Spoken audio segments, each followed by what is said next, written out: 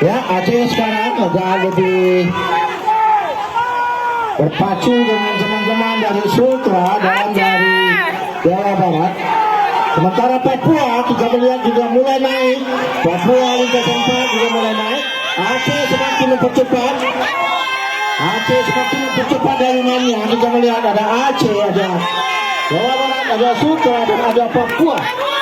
Papua masih tetap mengejar untuk bisa merebut medali. Sementara di belakang ada dua perahu lagi. Ada Jawa Timur dan ada Jambi. Mari kita saksikan siapakah di antara mereka yang masuk lebih awal.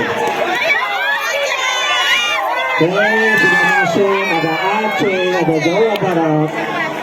Juara Aceh. Ya. Kita tunggu foto finish. Kita tunggu foto finish biar hasilnya clear supaya announcer jangan salah sebut.